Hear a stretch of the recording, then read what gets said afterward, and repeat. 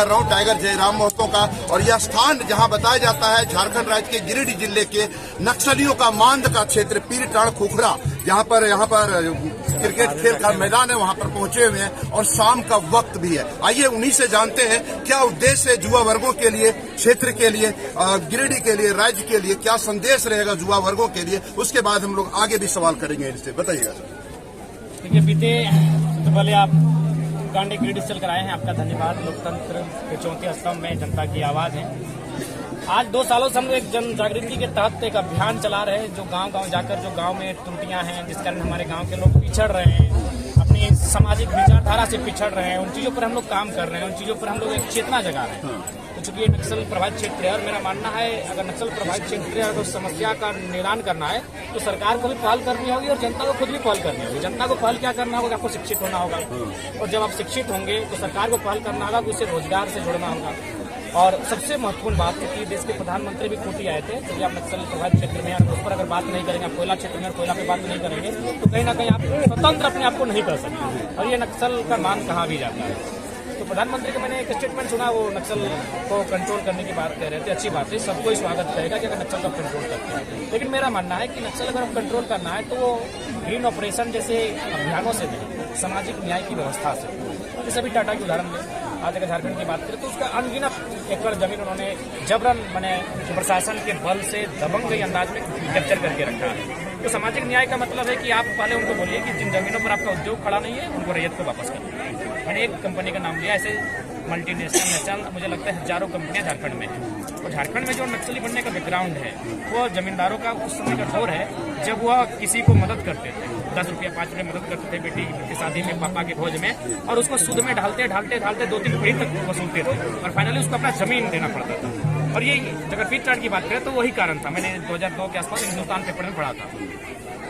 तो अब क्या है कारण, यानी जमीन। यानी सरकार को सबसे पहले जो पहल करनी होगी कि लोगों की जो जमीन है सुरक्षित करना हो। आज ये सीएनटी कानून है, लेकिन उसके बावजूद आप देख सकते हैं लगातार उद्योगपति, अब तो नदी और नाले भी नहीं बचे। आप अगर शहरों में जाएंगे तो नालों का साइज भी तक छोटा हो चुका है। यानी जब तक आप जमीन, चूंकि इंसान जो भी जीता है अगर वो साधु नहीं है, संत नहीं है, अगर वो गृहस्थ है तो संपत्ति की चाह रखता है। और संपत्ति का मतलब है, मेरा मानना है, चूंकि बिल गेट्स ने भी दुनिया को बताया कि इंसान की सबसे बड़ी संपत्ति उसका जमीन का टुकड़ा है जो अस्थायी है। तो अगर आप उस जमीन के टुकड़े को अगर बचा के नहीं रख पाते, आज मैं इसलिए उदाहरण दे रहा हूँ क्योंकि मैंने 2 साल से अनुभव किया। मैं सुबह फोन खोलता हूँ तो फोन आता है, दादा बीसीसीएल मेरा जमीन एक्वायर कर रहा है, मुआवजा भी नहीं, नियोजन भी नहीं, पुलिस प्रशासन की तैनात किया है, 353 लगा रहा है। फिर 2 घंटे बाद दादा मेरा सीसीएल ले रहा है, फिर 2 घंटे बाद दादा मेरा फल्ला कंपनी ले रहा है, दादा फल्ला दबंग ले रहा है, दादा वीडियो क्या किया मेरा वाला 2 में चढ़ा दिया है, मैं बोल रहा है कि 25,000 देंगे तब फिर जाके आपका गड़बड़ी को सुधार करेंगे।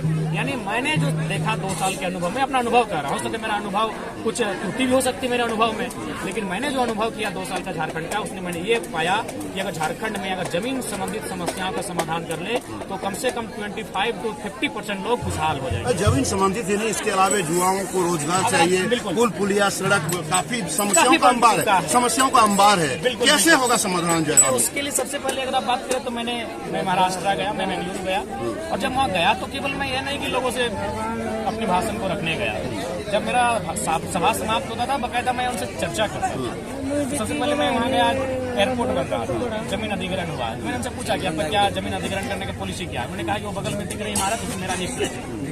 यानी जब बाकी जो राज्य है वहाँ पुलिसियाँ बेहतर काम कर रही है।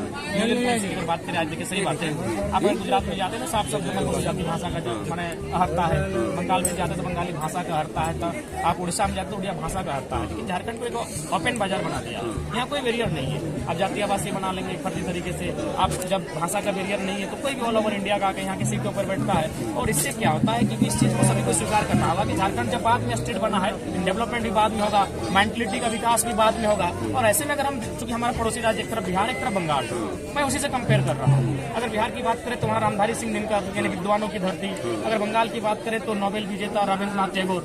तो उस परिस्थिति में अगर हम अपने एजुकेशन को और माइंडसेट को अगर कंपेयर करेंगे तो ये इसमें कोई लज्जा और शर्म का विषय नहीं है। सच्चाई है कि हम उनसे जब एजुकेशन, आधुनिक एजुकेशन, ये जो शिक्षा नीति की चर्चा करेंगे, यानी जो मैकॉले के बाद की जो शिक्षा नीति भारत देश में अपनाई जा रही है, की गई है, इसमें हम उनसे थोड़ा सा कहीं ना कहीं वीक हैं। तो ऐसे में क्या होगा, और ये मैं नहीं कह रहा हूँ, बिहार राज्य के हाईकोर्ट के जज ने भी मुझसे कहा था कि अगर आप भाषा के आधार पे स्थानीय के आधार पर लड़ाई लड़े तो बहुत अच्छा कर रहे हैं। क्योंकि जब बिहार में नालंदा विश्वविद्यालय था, विक्रमशिला विश्वविद्यालय था, झारखंड के लोग जंगलों में, वनों में रहते थे, खेती करते थे। अतः एक बेंच में बैठकर एक ही सवाल का जो उत्तर आएगा, दोनों का कहीं ना कहीं सोचने और समझने की शक्ति थोड़ा भिन्न होगी। तो इसलिए मेरा मानना है कि अगर युवाओं की बात आएगी तो रोजगार की बात आएगी, और रोजगार की बात आएगी तो सबसे पहले जो सरकारी नौकरियां हैं या फिर जो प्राइवेट सेक्टर है उनकी जब बात आएगी, और सरकार की जब बात आएगी तो परीक्षाओं की बात आएगी, और जो